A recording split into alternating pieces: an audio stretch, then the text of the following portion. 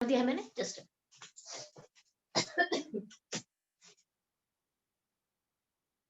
अच्छा, आप सब मौसम देखो, कैसा मौसम है बाहर?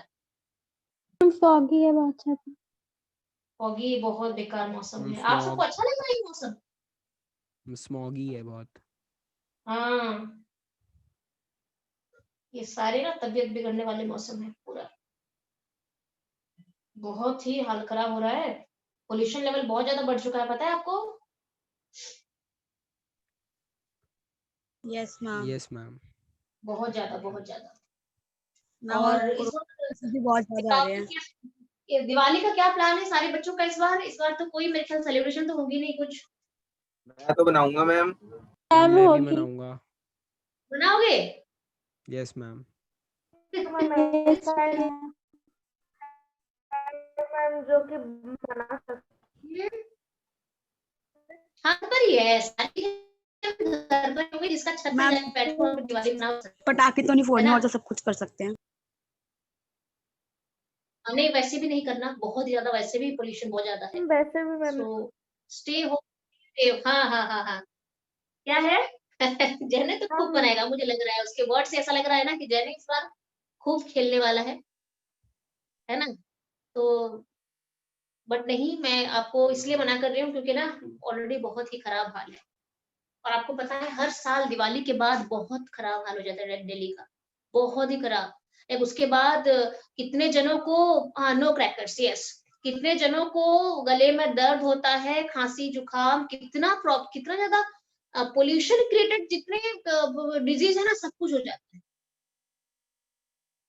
जो पोल्यूशन से बना हुआ डिजीज सारे उसके बाद दिवाली के बाद आने स्टार्ट हो जाते हैं। तो खेलो, थोड़ा सा खेलो, बॉयज हो आप खेलोगे, गर्ल्स भी खेलते हैं, ऐसी कोई बात नहीं है, बट थोड़ा केयरफुली, बहुत केयरफुली सेलिब्रेशन करो, स्वीट्स वगैरह लो, अच्छे से घर में एंजॉय करो। That is a very nice thing. दिया जलाओ, दिया जलाने में कोई दिक्कत नहीं है। दिया जला सकते हो आप, ठीक है। और जो थोड़ा पढ़ाकू बच्चे हैं वो क्या सोचते हैं कि चलो चलो दिवाली है, बाकी सारे बच्चे खेल रहे हैं, मैं पढ़ लेता हूँ थोड़ा सा। और आप में से, अरे आप में से ऐसे बच्चे, मुझे नहीं लग रहा है कोई है ऐसा बच्चा है कि दिवाली में चलो यूटिलाइज कर लो, पढ़ाई कर लो, सोचोगे? मॉर्निंग में तो पढ़ सकते हैं। मॉर्निंग को पढ़ सकते हो, स्कूल की छुट्टी है ना उस दिन, तो ऑटोमेटिक वो टाइम आप यूज कर सकते हो। ओके, तो हमने दो चीजें लास्ट क्लास पढ़ी थी, और सरफेस टेंशन का एक्सप्लेनेशन करा था, डेफिनेशन नहीं बताया। क्लास लोगे मैम दिवाली वाले दिन? हाँ, मैम क्लास लोगे दिवाली वाले दिन? ले लेंगे, मुझे कोई दिक्कत नहीं। और वैसे भी दिवाली जो होता है वो तो रात का प्रोग्राम होता है, जो भी होता है शाम के टाइम में क्लास को लेना, फिर शाम को रख लेना। हाँ, शाम को नहीं लेंगे, शाम को नहीं लेंगे। अगर आप कौन सा डे पढ़ रहा है कि सैटरडे? सैटरडे एंट्रेंस की क्लास रखेंगे रात को 8 बजे बस। है ना? बाकी तो आप लोग की होती नहीं है उस दिन, है ना? आप लोग एंजॉय करोगे, बाकी सीबीएसई के बच्चे। Okay ma'am.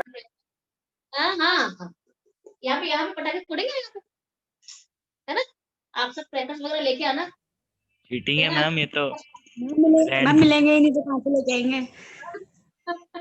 Okay okay okay, ठीक है ठीक है। तो चलते हैं वेपर प्रेशर में, चलते हैं। वेपर प्रेशर क्या होता है? वेपर प्रेशर होता है मेरा कि वोलाटाइल लिक्विड जो है वो वेपर क्रिएट करता है, और उसका जो रैंडम मोशन की वजह से जो अपवर्ड जो प्रेशर डलता है सरफेस के ऊपर, that is known as vapour pressure at the surface of the liquid, and that is also at the stage of equilibrium हम मानते हैं वेपर प्रेशर को, ठीक है। अच्छा, हर एक वोलाटाइल लिक्विड का वेपर प्रेशर इक्वल नहीं होता है, सारे वोलाटाइल लिक्विड अलग अलग प्रेशर क्रिएट करते हैं। अच्छा, सेकेंड वन,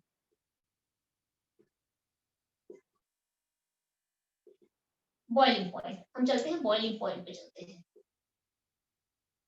अच्छा, बॉइलिंग पॉइंट का कंसेप्ट मैंने आपको जो दिया था वो मैंने आपको ये बताया था कि कोई भी लिक्विड का वेपर प्रेशर जब एटमॉस्फेरिक प्रेशर के साथ सेम हो जाता है कि नीचे जो क्रिएट हो रहा है दैट इज वेपर प्रेशर, कि जो नीचे है वो वेपर प्रेशर है और ऊपर जो है वो एटमॉस्फेरिक प्रेशर है। अगर किसी वोलेटाइल लिक्विड का वेपर प्रेशर टेम्परेचर को बढ़ाते टाइम अगर वेपर प्रेशर इक्वल होता है एटमॉस्फेरिक प्रेशर के साथ, at the same movement at the same time the liquid starts boiling, liquid boil होना स्टार्ट होता है। यहाँ पे बॉयल होना स्टार्ट हो जाता है लिक्विड का। कब स्टार्ट होता है? जब दोनों प्रेशर इक्वल हो जाते हैं, and that is known as the boiling point of liquid. ये मैंने आपको बता दिया।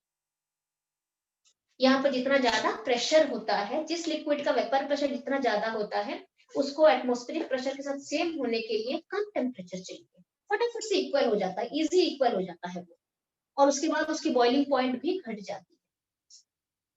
मान लो यहाँ पे प्रेशर बहुत कम है तो मुझे बहुत हीट देनी पड़ेगी। बहुत हीट का मतलब हाई टेम्परेचर, हाई टेम्परेचर का मतलब बॉइलिंग पॉइंट बढ़ जाएगा। और इससे मैंने आपको एक रिलेशन ये भी बताया था कि vapour boiling point is inversely proportional to vapour pressure. Clear है? ओके अच्छा, ये कांसेप्ट हमने कर लिया है ऑलरेडी। अच्छा, आपको मैंने ये भी बताया था कि अगर हम हाई माउंटेन के ऊपर चले जाएंगे या थोड़ा लेवल आई मीन क्लाइंब करके ऊपर चले जाएंगे, लाइक जैसे आप यहाँ पे, ये मेरा सी लेवल है, ठीक है, और यहाँ पे मैंने हिल स्टेशन पे मैं चली गई मान लो, ठीक है, तो मेरा लेवल बढ़ चुका है, सी लेवल से हिल स्टेशन का लेवल काफी ऊपर जा चुका है, एंड ऊपर जाते जाते क्या होता है, प्रेशर डिक्रीज होता है, डिक्रीज होता है, तो बॉइलिंग पॉइंट इंक्रीज करेगा। नहीं नहीं, ये जो वेपर प्रेशर मैंने आपको तो बताया ना, मैम ये जल्दी गर्म हो जाएगा। हाँ जल्दी जल्दी हो जाएगा, बॉइलिंग पॉइंट डिक्रीज हो जाता है। तो यहाँ पे दो चीजें का बहुत ध्यान रखना, बच्चे कंफ्यूज कर जाते हैं। एक तो वेपर प्रेशर लिक्विड का है, तो boiling point is proportional to 1 by vapour pressure of liquid. ये ध्यान रखना बेटा, ये क्या है, boiling point is proportional to 1 by vapour pressure of liquid का मतलब है अगर लिक्विड का वेपर प्रेशर कम है, लिक्विड का वेपर प्रेशर अगर कम है तो बॉइलिंग पॉइंट बढ़ जाता है, मतलब ज्यादा टेम्परेचर देना पड़ेगा मुझे इक्वल करने के लिए। ये कंसेप्ट है। दूसरा और एक कंसेप्ट क्या होता है, boiling point is proportional to atmospheric pressure. Atmospheric pressure अगर ज्यादा है तो बॉइलिंग पॉइंट ज्यादा हो जाएगा। एटमॉस्फेरिक प्रेशर है, ये वेपर प्रेशर है, इन दोनों को इक्वल मत करना। वेपर प्रेशर के साथ इनवर्स है और एटमॉस्फेरिक प्रेशर के साथ डायरेक्ट रिलेशन है। क्लियर है? अच्छा, यहाँ पे एटमॉस्फेरिक प्रेशर सी लेवल पे हम क्या लेते हैं, 1 atm लेते हैं, ये सी लेवल है। जब मैं ऊपर चढ़ती हूँ, हाई क्लाइंब कर लेती हूँ, हिल स्टेशन में चली जाती हूँ, तो यहाँ पे वेपर प्रेशर घट जाता है, मान लो 0.8 atm हो चुका है, मान लो थोड़ा सा घट गया, 1 था वहाँ पे 0. तो प्रेशर घट गया, प्रेशर घटने के साथ साथ एटमॉस्फेरिक प्रेशर घट, यहाँ पे एटमॉस्फेरिक प्रेशर, यहाँ पे एटमॉस्फेरिक प्रेशर माना है, यहाँ पे एटमॉस्फेरिक प्रेशर का बॉइलिंग पॉइंट डायरेक्ट रिलेशन होता है। तो एटमॉस्फेरिक प्रेशर अगर घटेगा तो बॉइलिंग पॉइंट भी घट जाएगा। अगर वाटर यहाँ पे 100 डिग्री सेल्सियस पे बॉयल हो जाएगा, तो यहाँ पे अगर मैं लूंगी तो वही वाटर बॉयल होने के लिए 100 से कम टेम्परेचर चाहिए मुझे। हो सकता है 95, 96, 97 डिग्री पे वाटर बॉयल हो जाए। मान लो किसी का अगर बॉइलिंग पॉइंट यहाँ सेल्सियस है तो यहाँ पे 96 डिग्री मान लो हो गया सेल्सियस। तभी कहा जाता है कि जब हम हाई हिल स्टेशन पे चलते हैं तो बॉइलिंग पॉइंट घट जाता है, वहां पे फूड मेरा जल्दी बॉयल होने लगता है। तो ये कंसेप्ट आपको सब कुछ बता चुकी हूँ प्रॉपर, क्यों किस तरीके से हाई एल्टीट्यूड पे प्रेशर घट जाता है, प्रेशर घटता है तो बॉइलिंग पॉइंट वहां पे घट जाता है, किस तरीके से कौन कौन सा रिलेशन है, इस सब आपको मैंने पिछली क्लास बता दिया था। तो ये कंसेप्ट को कंफ्यूज मत होना, ये इनवर्स रिलेशन लिक्विड का वेपर प्रेशर के साथ दिखाता है बॉइलिंग पॉइंट का। अगर प्रेशर यहाँ पे खूब ज्यादा है तो जल्दी इक्वल हो जाएगा, बॉइलिंग कम टेम्परेचर में काम बन जाएगा, बॉइलिंग पॉइंट घट जाता है। ये वाला एटमॉस्फेरिक प्रेशर है बच्चे, ये एटमॉस्फेरिक प्रेशर है। एटमॉस्फेरिक प्रेशर से डायरेक्ट रिलेशन होता है इसका। मान लो ये मेरा लेवल है, फिर एक आता है, फिर दूसरा लेवल पे मैं चली जाती हूँ, धीरे धीरे प्रेशर घट रहा है। अब फूड जल्दी कहाँ बॉइल करेगा, मैम टॉप पे सबसे टॉप पे फूड फटाफट बॉईल होना स्टार्ट हो जाएगा। यहाँ पे बॉइलिंग पॉइंट घट चुका है, फिर टेम्परेचर नीचे आते आते टेम्परेचर प्रेशर बढ़ता है, नीचे आते आते प्रेशर बढ़ता है, तो प्रेशर बढ़ने के साथ साथ बॉइलिंग पॉइंट यहाँ पे थोड़ा बेटर टेम्परेचर पे बॉईल करेगा। जब मैं सी लेवल पे आ जाऊंगी तो मुझे खूब सारी टेम्परेचर देनी पड़ेगी तो फूड बॉईल हो। तो ध्यान रहे हाई माउंटेन या अगर हम हिल स्टेशन पे जाते हैं तो वहां पे बॉइलिंग पॉइंट घटा हुआ मिलता है due to decrease in pressure, वहां पे प्रेशर भी घट जाता है तो बॉइलिंग पॉइंट भी घट जाता है। ये कंसेप्ट है, अगर आपको ऐसा रीजनिंग क्वेश्चन भी दे सकते हैं, क्लियर ना। अच्छा, ये सारे कंसेप्ट खत्म करने के बाद आपको मैंने ये भी बताया था ना, standard and normal boiling point of water. Yes, ma'am. What is normal boiling point? 100 degrees Celsius. And what is standard boiling point? 99.6 degrees. 0.6 degree sir. ये आपको दे सकते हैं। Normal boiling point 100 degree Celsius कब होता है? 180 MP. Standard boiling point 99.6 degree Celsius कब होता है? 1 बार। तो ये कुछ चीजें, ठीक है, ये आप लर्न कर लेना। उसके बाद हम चलते हैं, अब आपको मैं डिफाइन करूंगी, हम पढ़ेंगे अभी सरफेस टेंशन पे।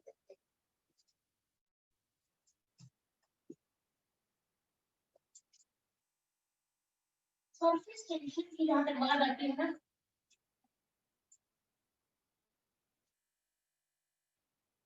तो ये जो मैंने आपको बताया ना कि डिस्कशन के ऊपर बॉइलिंग पॉइंट घट जाती है, ये सब जो चीजें भी है इसके ऊपर रीजनिंग क्वेश्चन देते हैं, ठीक है, इसके ऊपर रीजनिंग क्वेश्चन दिया जाता है। तो the next point is, third point is surface tension.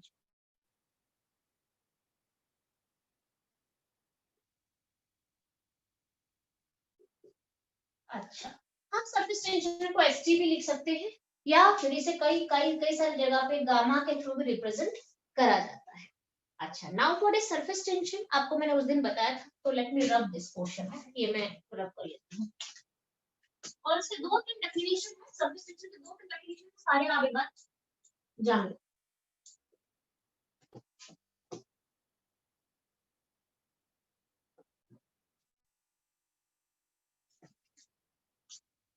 अच्छा, अब हम चलते हैं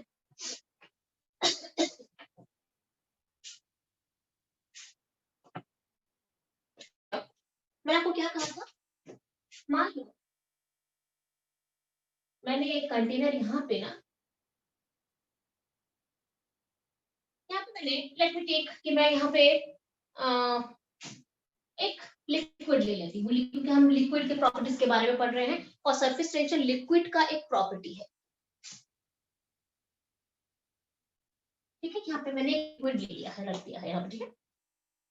तो सरफेस टेंशन क्या होता है, इस लिक्विड के अंदर जो बीच में मॉलिक्यूल प्रेजेंट होता है उसका जो इंटरमोलिकुलर फोर्स है that is balanced by the surrounding particles, that is balanced by the surrounding particles. इसके चारों तरफ पार्टिकल्स हैं तो इसके इंटरमोलिकुलर फोर्स बैलेंस हो रहा है, तो इसके ऊपर कोई टेंशन नहीं है या कोई स्ट्रेन नहीं है उसके ऊपर, ठीक है, वो बिल्कुल बैलेंस्ड फोर्स है। बट जो मान लो यहाँ पे मैं सरफेस पे एक पॉइंट बना लेती हूँ, एक मॉलिक्यूल ले लेती हूँ, लिक्विड पार्टिकल ले लेती हूँ, जिसका इंटरमोलिकुलर फोर्सेस जो उसके ऊपर आ रहे हैं, जो अप्लाई हो रहे हैं, दैट इज अनबैलेंस्ड। कैसे अनबैलेंस्ड है, इसके नीचे जो पार्टिकल है ये तो इंटरमोलिकुलर फोर्सेस दिखाएंगे, ये सारे यहाँ पे तो पार्टिकल्स है ना, ये दिखाएंगे इंटरमोलिकुलर फोर्सेस, बट इसको बैलेंस करने के लिए इसके ऊपर पार्टिकल्स नहीं है। दैट्स व्हाई जो सरफेस ऑफ लिक्विड होता है वो एक टेंशन में रहता है। Which type of tension is that? That is known as surface tension। ये हर एक लिक्विड का सरफेस के ऊपर वो टेंशन क्रिएट होता है due to unbalanced intermolecular forces. So right on the definition, the tension, इसका डेफिनेशन पे चले जाते हैं, उसके बाद फिर हम आगे चलेंगे।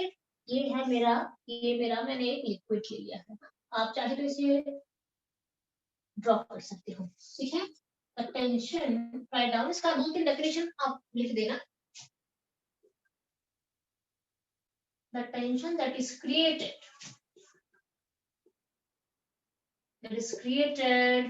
on the surface,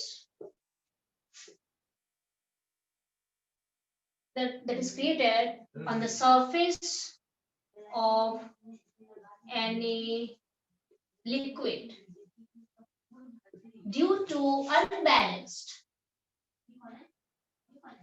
due to unbalanced intermolecular forces.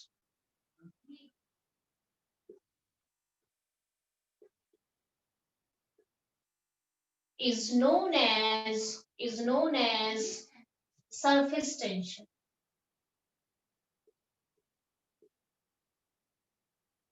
Surface tension. The tension that is created on the surface of any liquid due to unbalanced intermolecular forces known as surface tension of that liquid or this property surface tension. Okay अच्छा, इसको हम दूसरे तरीके से define करते हैं। ये पहला डेफिनेशन, और ये डेफिनेशन आपको बुक में नहीं मिलेगा, ये आपको मैंने समझाने के लिए ही एक्सप्लिसिट डेफिनेशन आपके लिए बनाया है मैंने। ये डेफिनेशन आपको किसी बुक में नहीं मिलेगा। आपको जो डेफिनेशन मिलेगा आपको रटने वाला डेफिनेशन मिलेगा, आप उसे रट सकते हो, जो प्रॉपर डेफिनेशन जो बुक में मिलेगा। क्लियर है? बट ये है इसका एक्चुअल, अगर कोई बच्चा अगर सरफेस टेंशन का मतलब समझना चाहता है तो ये डेफिनेशन बेस्ट है। The tension that is created on the surface of any liquid, किसी भी लिक्विड के सरफेस में वो क्रिएट होता है due to unbalanced intermolecular forces is known as surface tension. Or you can write or. Okay. It is defined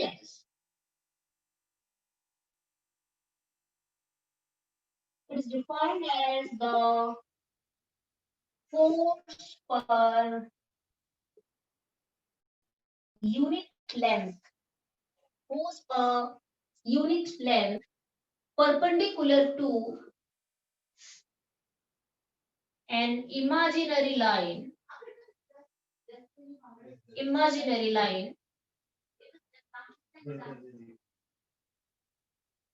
drawn at the surface of any liquid. ये second definition है. It is defined as the force per unit length perpendicular to an imaginary line drawn at the surface of any liquid. किसी भी liquid के surface में अगर मैं imaginary एक line draw करूं, यहाँ पे इस तरीके से लाइन ड्रॉ करूं, वहां पे पर यूनिट लेंथ जो फोर्स अप्लाई होता है, पर यूनिट लेंथ जो फोर्स अप्लाई होता है, दैट इज सरफेस टेंशन। ठीक है, ये समझने के लिए आपको डेफिनेशन बताया, आपको बुक में ये वाला डेफिनेशन मिलेगा। क्लियर है? तो ये सेकंड डेफिनेशन है। इसको और थर्ड हम कैसे, अच्छा बाकी जो यूनिट कैलकुलेशन में करूंगी ना, सरफेस टेंशन का यूनिट कैसे डिराइव होता है, क्या है, ये मुझे सेकंड डेफिनेशन देगा। फोर्स पर यूनिट लेंथ, यहां से मैं यूनिट डिराइव करूंगी। क्लियर है? अच्छा, थर्ड डेफिनेशन पे चलते हैं। Write down, it is the property of a liquid by virtue of which, write down, it is the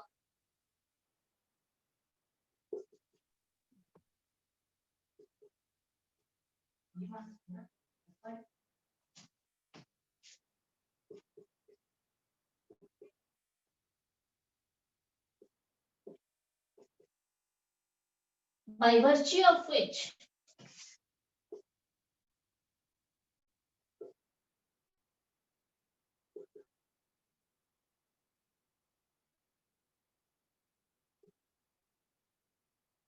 it is the property of a liquid by virtue of which it tends to have minimum surface area. This is the third definition.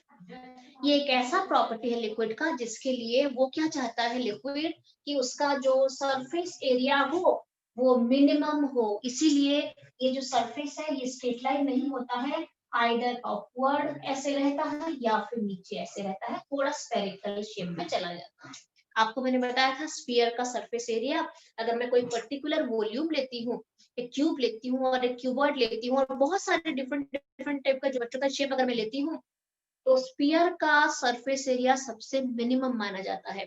तो इसीलिए liquid भी अपना shape को spherical shape देने के लिए क्या करता है, ऊपर का जो सरफेस होता है वो सीधा नहीं रहता है, स्ट्रेट नहीं होता है, स्ट्रेट लाइन नहीं है वो, that is a curved line like this, और the curve may be downward, ये अपवर्ड कर्व है, नीचे भी डाउनवर्ड कर्व भी हो सकता है। बहुत सारे लिक्विड ऐसे होते हैं, ऐसे रहते हैं, थोड़ा चेक कर सकते हो यहाँ पे अपवर्ड कर्व है। बहुत सारे लिक्विड ऐसे फॉर्मेट में भी रहते हैं, अगर आप थोड़ा सा ध्यान दिया होगा आपने तो थोड़ा सा ऐसे डाउनवर्ड कर्व भी ले लेते हैं, depending upon the property of the liquid, quality of the liquid के ऊपर डिपेंड करता है अपवर्ड जाएगा या डाउनवर्ड जाएगा। ये सारे डिटेल में पढ़ोगे फिजिक्स में आप, एक चैप्टर है पूरा इसका कैपिलरी के ऊपर, ठीक है।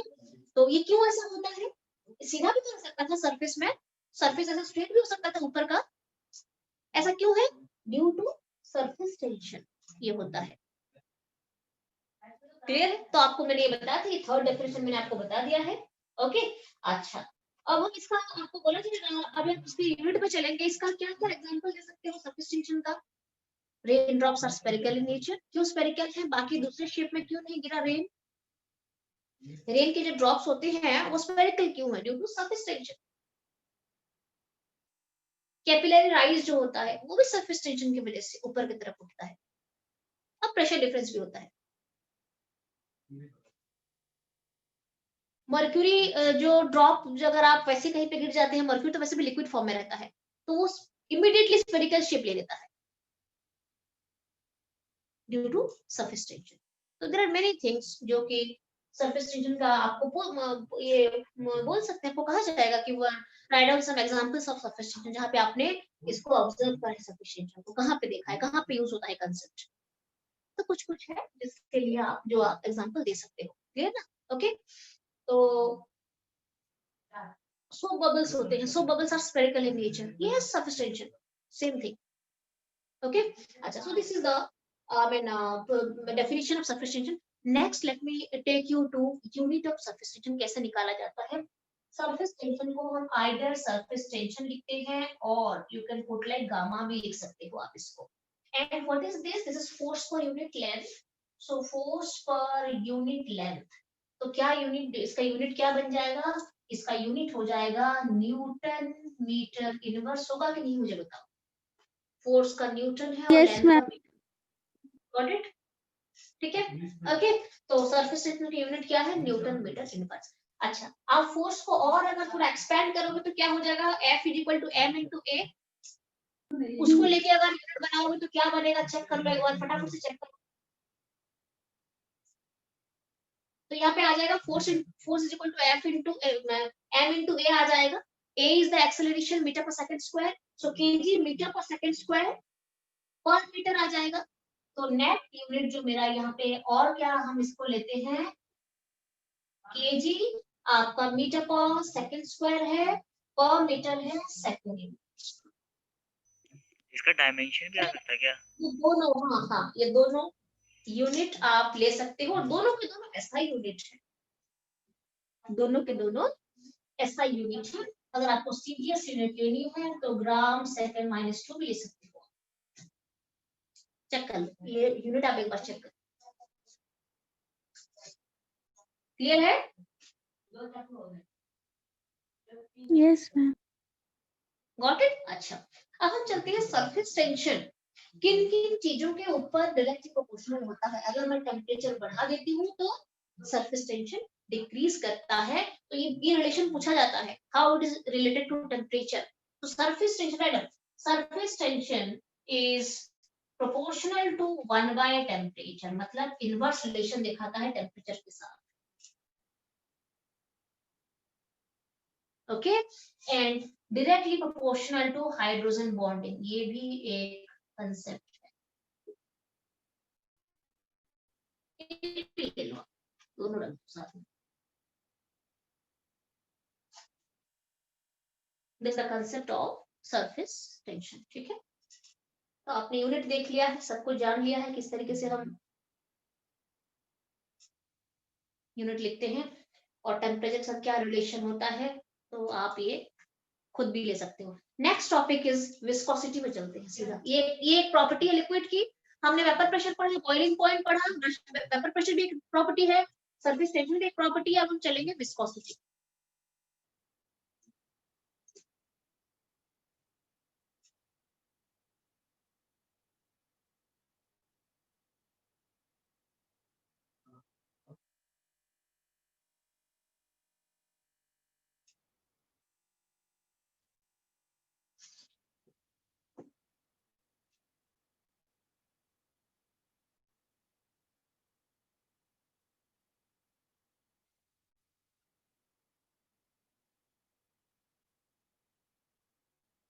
चलिए, हो गया है, आपने लिख दिया है, यस मैम। सारा डन है।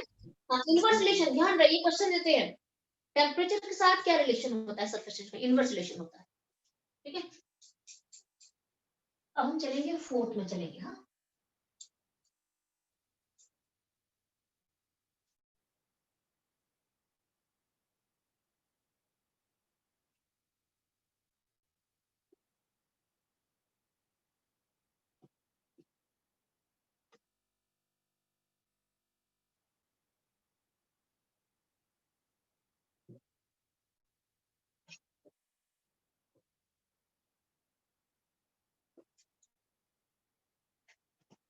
Fourth point,